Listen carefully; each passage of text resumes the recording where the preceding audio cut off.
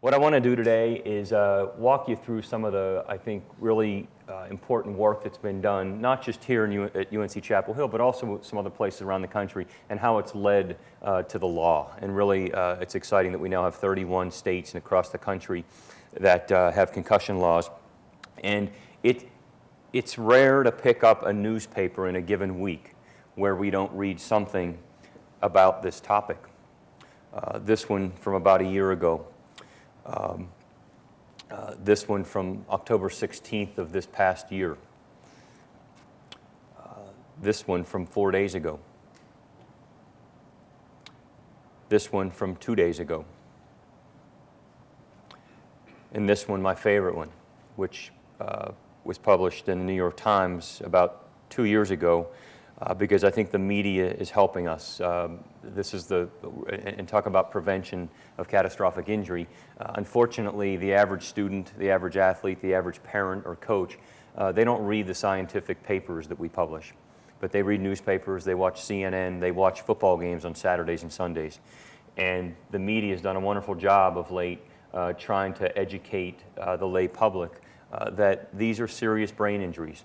A concussion is a serious brain injury.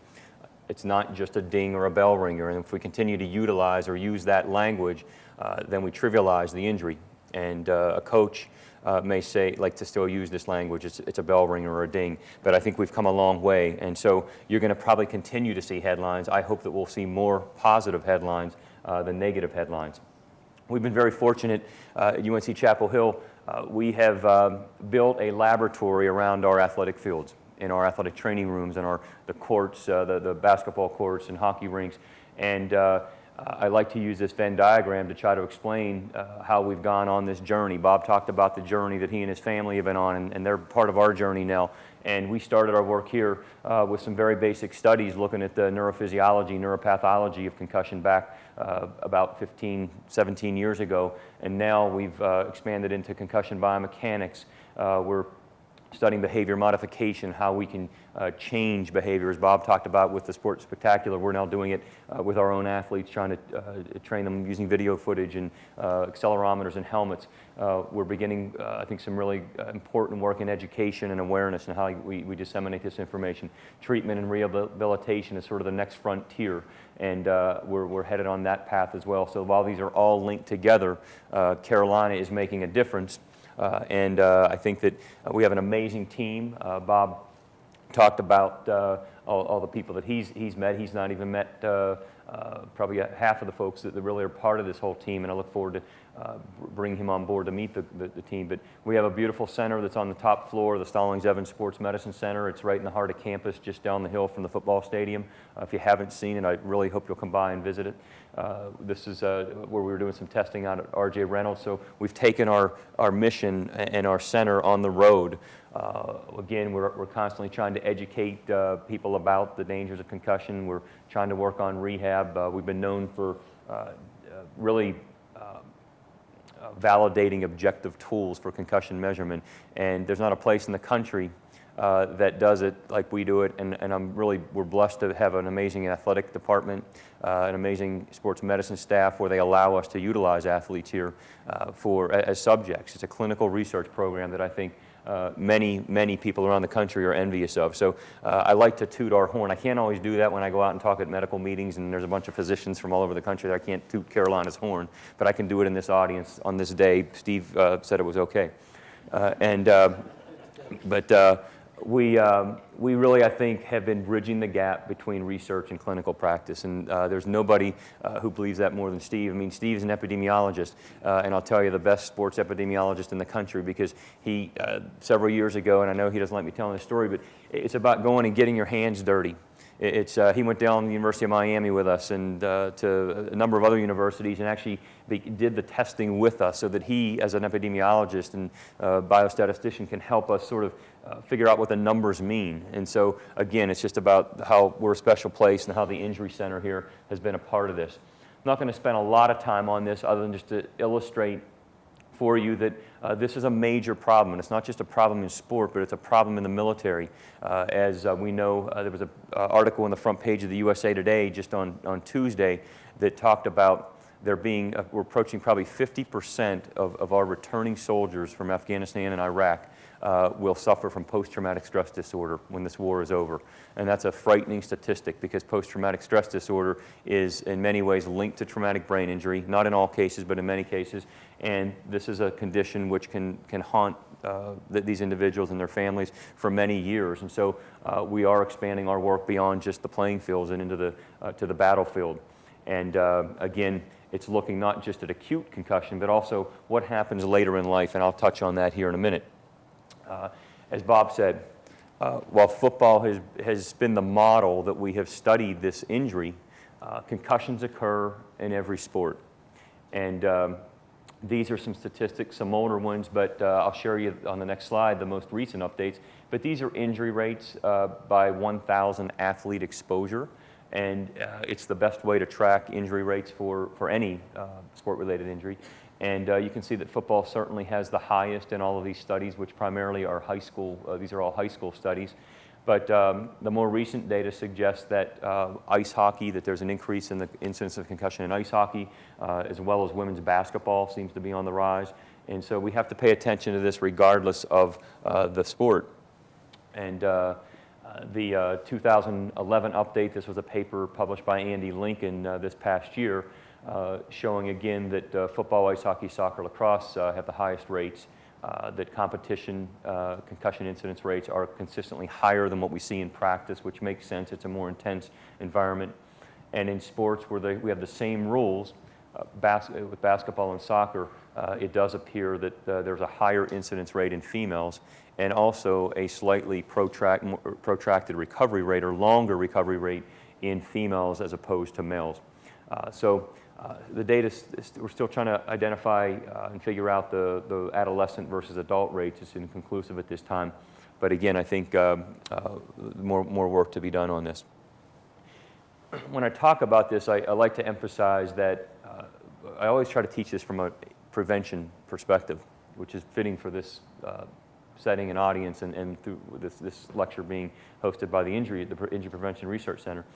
But as clinicians, we always have to be thinking about not only the short-term risks, but also what are the long-term risks of mismanaging this injury. And we really, it's all about preaching what happens if we mismanage this. And you'll see that persistent and worsening of post-concussion signs and symptoms, really we see that in both the short-term and the long-term because it can turn into a long-term problem. But the second impact syndrome, which the majority of, I shouldn't say the majority, we believe at least half of the catastrophic brain-related injuries that occur on our playing fields are second impact syndrome, meaning that the athlete was still playing while symptomatic from a prior concussion. It's what happened in the Jaquan Waller's case. In Matthew's case, he died of a hemorrhage of the brain. It was not linked to a prior concussion, but those are two different types of catastrophic injuries. And the increased risk for repeat concussions is something we need to be aware of, which we've put together these return-to-play progressions and protocols that really need to be followed in order to prevent that repeat injury. But a lot of these news stories you've been hearing about have more to do with the long-term risk, where we're hearing about retired hockey players, retired NFL football players that suffer from post-concussion syndrome. Some have committed suicide as a result because they fear this depression is going to overtake their lives and that they're going to end up with dementia and this new condition called chronic traumatic encephalopathy, which the Boston University group has been studying for the past 5 or 6 years. So I think it's important that we focus on the cumulative risks for youth athletes. Our law will be reaching out to the youth levels with a revision in the next few years. Right now it pertains to just the high school and collegiate athletes, or I'm sorry, the high school and middle school athletes. But I like to borrow this slide from a good friend, Tamara Valovich-McLeod from Arizona School of Health Sciences, where she illustrates very nicely the problem that if we take an athlete, a collegiate athlete who has their first concussion at age 19, compared to a high school athlete who has their first concussion at age 15 or 16, and then perhaps a pediatric athlete, and these occur, that occurs at age 8 or 9. Look at the window of time, opportunity is probably not the right word here, but the window of time for which they are at risk for a subsequent concussion or perhaps catastrophic injury. And so we really need to focus on this pediatric group, and it's been understudied, and I hope that our work will eventually trickle down from what we've been doing at the professional and collegiate level and high school level down to this level, but more work needs to be conducted in this area. We had a crisis period in the sport of football back in the mid-'60s. Look at the number of catastrophic brain injuries in green and the number of catastrophic cervical spine injuries in football. And these were fatalities, not to mention the other catastrophic injuries that did not result in a fatality, but resulted in some degree of permanent damage to that individual. There were a lot of rules changes that were put into place here in the early 80s, equipment changes put in place, and as a result, we saw a significant reduction in the number of catastrophic brain and cervical spine injuries in the sport of football. I don't have the 09 and 10 data up here, but they are just slightly higher with respect to brain trauma than what we saw in 07 and 08. And in 2011, we believe that it's also going to be slightly higher. So, and only, I'm talking about 7, 8, 9, not in the teens. But again, still more work to be done. We need to get this down considerably. Real quickly, a concussion, well, how do we define it? It's a traumatically induced alteration in mental status, and very important distinction here, it may or may not involve loss of consciousness. Far too many individuals, coaches, parents, players, physicians, I will add physicians to the list, that still think that if you haven't lost consciousness, then you've not sustained a concussion. Less than 10% of all concussions involve any loss of consciousness, and it really needs to be emphasized. This is a functional injury, not a structural injury.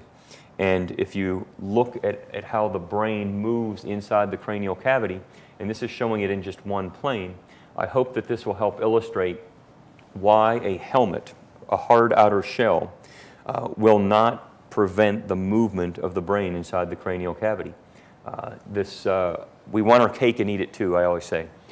We want a hard outer shell that's going to prevent skull fractures and brain bleeds, but we also want something that's soft enough that will manage the energy inside the cranial cavity and mitigate that movement or absorb some of the energy to slow the motion of the brain down. This is an acceleration-deceleration injury, and there's no helmet right now that will prevent concussion. They do a wonderful job of preventing catastrophic outcome. They don't always, they help with concussion, but they don't prevent concussion. A couple of our, what I will call sort of landmark studies that Steve and I published over the past 7, 8 years.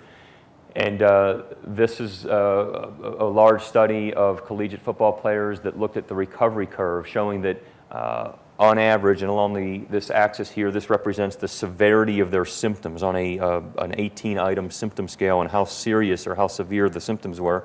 It's an aggregate or total score, and it tracks them at the time of the injury, at 2 hours post-injury, day 1, etc., out from the injury, and looks to see, shows the recovery pattern. And for the most part, we see that average score getting close to baseline, to 0, by about day 7, but we still see that in most cases we're still seeing some symptoms outwards of day 10, 12, 15. What we know is that from this study that the vast majority of repeat concussions within the same season occur within a 7 to 10 day window. And so this is a period of increased neuronal vulnerability that really we really need to pay attention to. We also learned from another study that once you've had 3 or more concussions in a 5-year window, which are the subjects that we see here in this bar, that you're about 3.5 to 4 times more likely. So almost 13% of these players with 3 or more concussions in the 5 years leading up to this study sustained an incident concussion during the study period, compared to only about 4% of those who had no prior concussions. And even those with 1 prior concussion were at about a 1.5-fold risk of a subsequent concussion. So again, I think this was the largest study to show this trend, and one that really needs to be carefully watched. and use that for guiding and preventing future concussions. A lot of this is about preventing or about counseling athletes and parents and coaches. And then this is the last fancy figure I'll show you here, because this wasn't meant to be a scientific lecture. But when we look at the athletes that had sustained a loss of consciousness, those in red, compared to the line in blue without loss of consciousness, we see that they recover very much in the same way on that severity scale. So the higher the score here, the worse off they are, but you can see that the red line is only slightly higher than that of the blue line, suggesting that we can't use loss of consciousness as an isolated predictor of long-term outcome, at least on symptom severity. So again, something that needs to be considered. So I want to spend a few minutes talking about, and just to steal a line from Jason, wherever he's in the audience, come on, he's wearing a helmet. He's going to be, the mouse will be fine. But what kinds of impacts cause concussion? This was a study that we began in 2004 out of a CDC-funded study that we worked on through the Injury Prevention Research Center here. And we said forever we've been focusing on this side of the concussion equation. We've done a wonderful job, I think, and again, not just here at UNC, but several other places, at identifying cognitive impairment post-injury, looking at the neurobehavioral symptoms, somatic symptoms, postural instability, and I think we have that nailed down. But I think we have ignored and neglected the left-hand side of the equation, which really is the prevention side of the equation. How can we prevent the injury from ever occurring so that they don't make it to this side of the equation? And if we do this right, and we begin to learn about the frequency at which a player sustains impacts, not just concussions, but the impacts at certain locations along the head, and looking at the angular acceleration and the linear acceleration, we might be able to help guide helmet manufacturers to design better helmets. We might be able to begin teaching athletes how to behave more appropriately on the field to prevent that concussion from occurring. We might actually change rules. Our study here at UNC helped change the kickoff rule in the NFL this year, and I'll talk about that in a second. But this is really what we're aimed at doing now with this study, and we can do this. We've been doing this at UNC for the past several years, since 2004. We've placed accelerometers in the players' helmets, and the accelerometers feed information to a sideline response unit by way of a radio frequency, and in real time on the sideline, we have a screenshot like this that shows which players, which are highlighted in green here, have just been impacted at what location and at what magnitude. And this has been an amazing tool that we've really, I think our players have benefited from. As scientists, we've benefited from it. We're now working with a company to look to see if mouth guards, there's an accelerometer in this mouth guard. It's called the X2 Impact, VTX2 Impact, and has an accelerometer there. And so we might very soon, if this is validated, be able to measure impacts to the head in non-helmeted athletes, in soccer players, in women's lacrosse players don't wear helmets, rugby players, etc. So more to come on this. It feeds the information right into your iPhone, into your PDA. So some of our research questions as we started this back several years ago, we really wanted to try to understand if there was an acceleration tolerance for concussion. If so, we had some other questions of interest. Does playing position play a role? Does history of concussion play a role in terms of how hard a player needs to be hit in order to sustain a concussion? And might the impact severity be correlated with clinical outcome? Are those that are hit harder, do they see bigger deficits in terms of cognitive function and balance, higher symptom scores? And can players' behavior be modified? I'll tell you that the answer to this one is no, that the harder they're hit, there's no relationship, at least in our earlier study, to the clinical outcome, which is an important finding, which means that we can't just assume that because they're hit harder, they're going to be worse off. And we haven't yet found an injury threshold or tolerance level for concussion. I'm not going to spend much time on this. I want to spend a little bit of time on before I get into the law, just talking about what we found after 7 seasons, and show you a few slides just on our behavior modification protocol. But 7 seasons, we see players sustain impacts at about 24 Gs of linear acceleration. Well, what does that mean? The automobile industry has shown that in their crash testing of automobiles, that a car that impacts a brick wall traveling at about 25 miles an hour, that the crash test dummy impacts the dashboard or the windshield at about 90 to 100 Gs, peak linear Gs of acceleration. So these are some pretty high impacts here, and we see players that sustain impacts well above 90, 100 Gs, and I'll show you one of those. The brain can withstand a large number of impacts without clinically distinguishable injury. On average, about 950 to 1,000 impacts in a given season. Fortunately, the vast majority of those do not result in a concussion. But what are the long-term effects? What about nearly 1,000 impacts over a player's 4 collegiate seasons, and then perhaps another 4 to 6 seasons at the professional level? What does it add up to?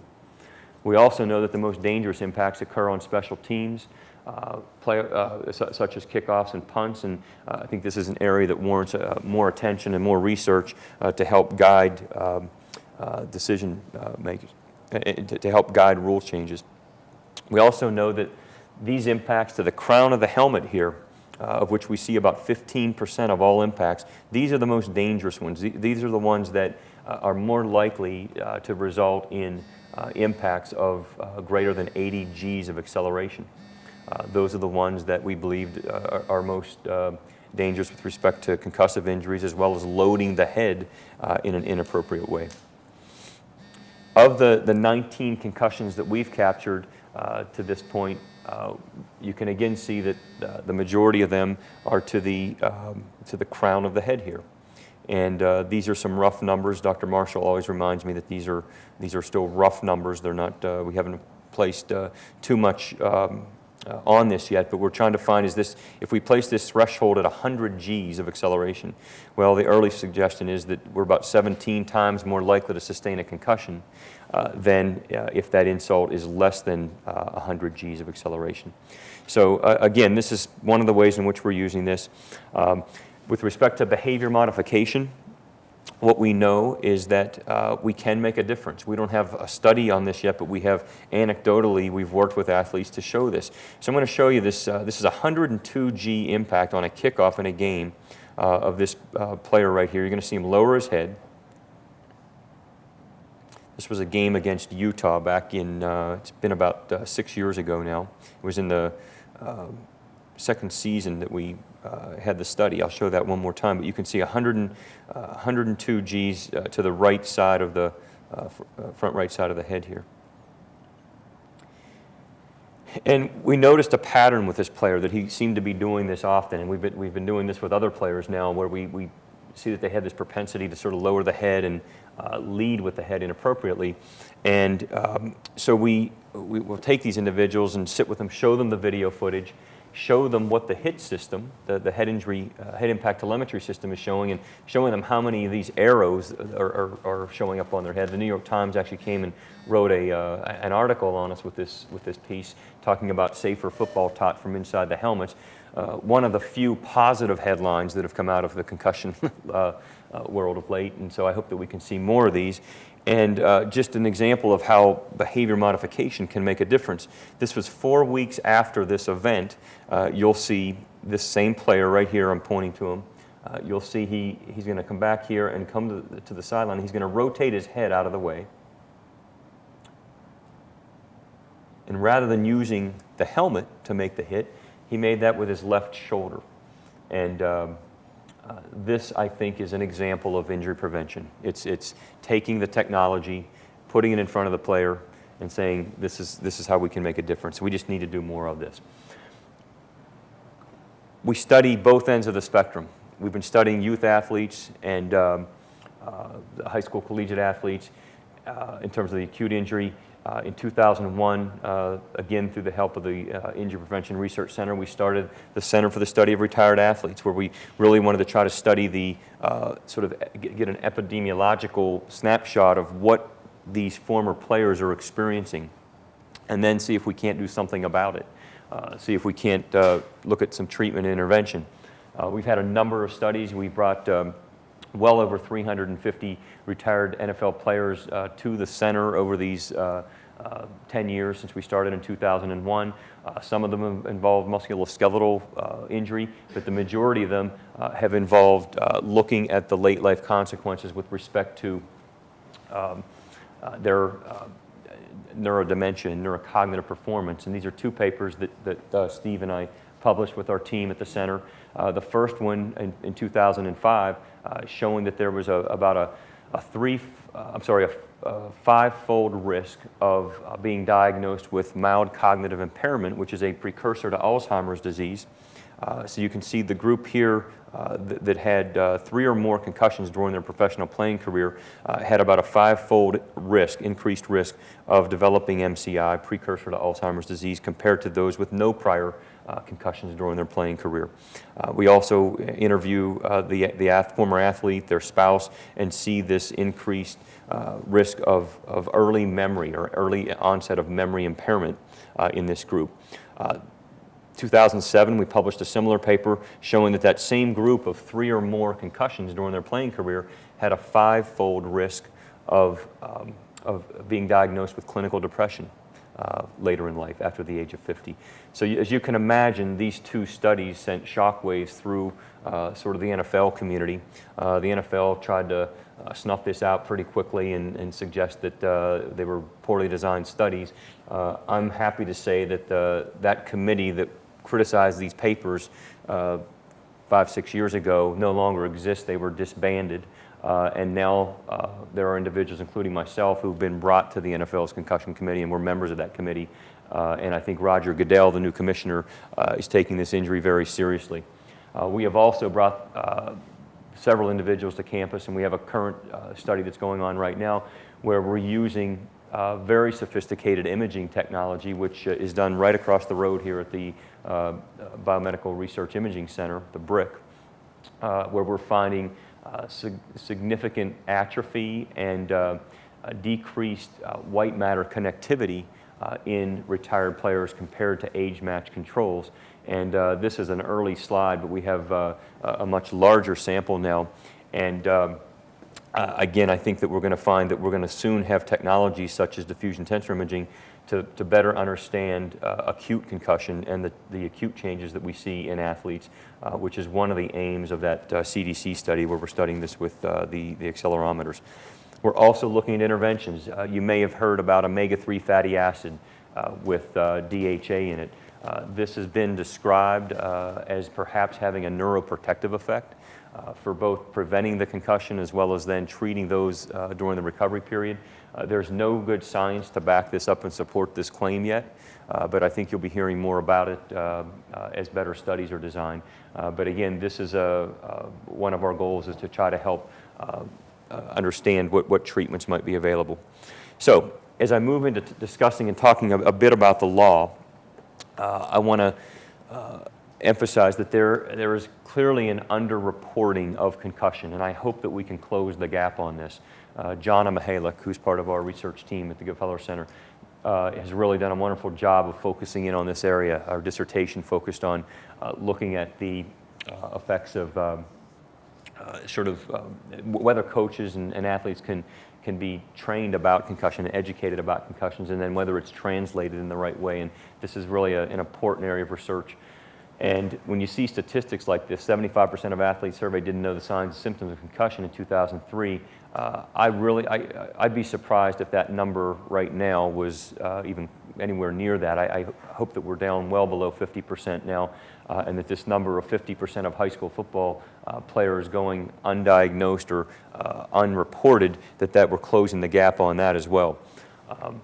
Some of Jana's work is really looking at sort of coaching education. We know that they can retain we know that they can be taught the information in terms of what the concussion symptoms are. It's now, can it be translated to the right, to the level of the player? We shouldn't see statistics like this when high school athletes think that the coach would be upset for reporting a concussion. This is not sort of where we should be. We can't afford to see headlines in the New York Times such as this: high school players shrug off concussions and the risks of playing. These are real quotes from athletes. It's not dangerous to play with a concussion. You've got to sacrifice for the sake of the team. The only way I come out is on a stretcher. Couldn't let my team down. It's our job as researchers, clinicians, coaches, parents, policymakers to spread the word. Permanent brain damage can be a result for not reporting a concussion. Ending up with a second impact syndrome. You could be out of school for months. You could never play sports again. And if you don't believe it, you only need to tell the stories of some of these athletes who have died of a second impact syndrome. And it sort of emphasizes the importance of this. Telling the story of Zachary Lystedt as we move into the last part of this presentation on what the law really has meant. This all started in Washington State around 2006. And this is Zachary Lystedt's story, and I've met Zach. Zach was fortunate enough to be one out of every two with a second impact syndrome survives. But 100% of those who survive have permanent brain damage, some of varying degrees.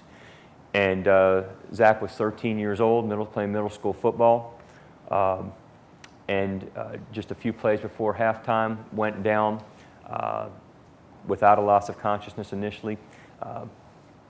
There was official timeout. He was removed, and he returned back into that same game then in the third quarter. Played the third and fourth quarters, and then collapsed at the end of the game in his dad's arms. And to hear, I've heard Zach's dad tell his story, just as we heard Bob today tell Matthew's story. And I can tell you that his dad's as passionate as Bob is about making a difference. And in Washington State, they decided they were going to make a difference. And the Lystedt law was needed, and this is, I'm quoting Dr. Stanley Herring on this, who's a good friend of mine. He's a physician at the University of Washington and a team physician for the Seattle Seahawks. If you ever have a chance to hear Stan talk about how he got involved in meeting the Lystedts and making something positive out of, again, another tragedy, he talked about really that education was going to be important, that there was really no stickiness, as Stan talks about it, to just the education alone, that there needed to be a law, there needed to be some teeth in this thing, there needed to be consequences for not following the best practice guidelines. And so they attempted to really make these changes through the law and put a team of individuals together, just as we did here in the state of North Carolina over the past year and a half. And sort of the ABC, sort of the patchwork of policies and procedures from school district to school district. They went around the state of Washington building up support for this law. And I will tell you, they have a good law in Washington State, but I think Stan Herring would tell you today, if he were standing here, that we have an even better law in the state of North Carolina. Now, that's in part because we came much later. We came a year and a half later, 2 years later, really, in terms of the law being passed. But and so we had that added benefit of having a little more legwork there and a little more research. But the key components really are education, and it has to go beyond just educating the athlete. It has to go to the parent, the coach. Here in the state of North Carolina, every middle school and high school athlete and coach and athletic director must, and parent of those athletes, must read the concussion fact sheet, sign a disclaimer saying that they have read it, they understand it, they know it's their responsibility to report it, and that goes on file as part of the school's policy, their emergency action plan and concussion policy. They have to institute this policy as well as an emergency action plan that goes beyond just concussion management, but thinking about how we manage a potentially worsening situation in a catastrophic event, also including things such as heat stroke, cardiac sudden death, and heat-related illnesses. Removal from practice or play at the time of the suspected concussion, and no same-day return to play. That's paramount in these laws. And that the medical evaluation return to play clearance must be by a health care provider with training in concussion management. One of the reasons why our law in North Carolina is better than the law in Washington State, I think Dr. Herring would tell you if he were here, is that we've defined who those individuals are and what's required in order to return someone to play. So, two unfortunate headlines here. The one of Matthew's death in August of 2008, and about a year to the day before I met Bob on August 20th of 2009. And a few weeks later of Jaquan Waller. From this, something really positive happened. Gefeller-Waller concussion law, June 16th, 2011. I can tell you it was a special day. You can see Senator Dale Falwell, who is a personal friend of the Gefeller family. Another amazing person who fought for this. This happened during a difficult session, one in which we have a Democratic governor that was battling on a lot of issues. Some of the Republicans, Senator Falwell is a Republican. This is a great example of people coming together for an important cause. This passed unanimously at the House level, the Senate level, and then the governor signing this. You can see Jaquan's brother, sister-in-law, and nephew. And you can see Lisa, Gefeller, Bob, and Haley here for the signing. It's just a very special day for all of us here in North Carolina, and this will save lives. There are now 31 states. The Gefeller-Waller law was number 21. The state of Pennsylvania 3 weeks ago became the 31st state. And I can tell you that states 22 through 31 have been following what we've done in North Carolina, which is something that I know Senator Falwell, who is a sponsor of the bill, and myself and others here are very proud of. This is part of it. I've already mentioned the education. This now hangs. There's a concussion education. These hang in every locker room, athletic training room, hallway of all the collegiate NCAA Division 1, 2, and 3 schools, the NFL locker rooms, and we do the same thing now at the high school and middle school levels. This is the responsibility of everyone. And I'm sure I've missed people on this list, but this is it takes a community to make a difference on this, and I think that we're well on our way, and a lot of it has to do with the research. So, in conclusion, this is our message. I call it our Gefeller team, and every time Bob and I email each other, we say, "Have a Matt blessed day, a Matthew blessed day," and we know that Matt's sending this message out along with us. A culture shift has been set in motion, and we're making a difference.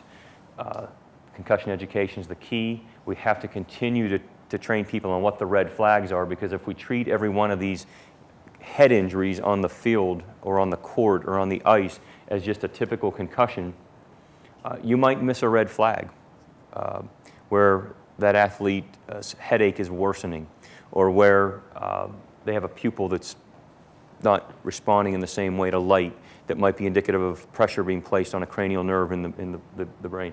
You may miss a sleep disorder that's suggesting that there's still something more seriously developing.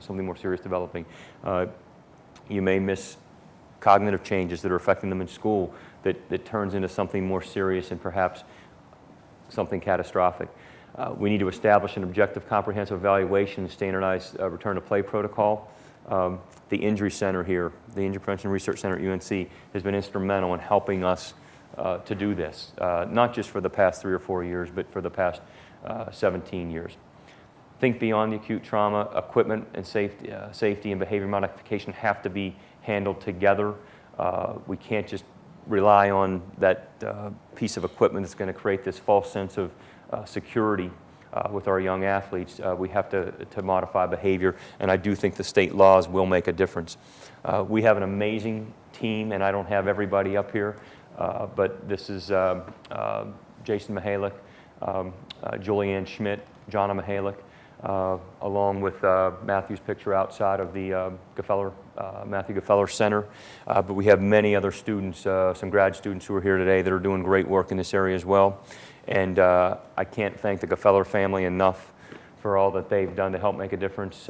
This is on the day that we dedicated the center with Robbie and Lisa and Bob here. I believe Haley was at a tennis, had an important tennis match that day in Winston-Salem and was not here.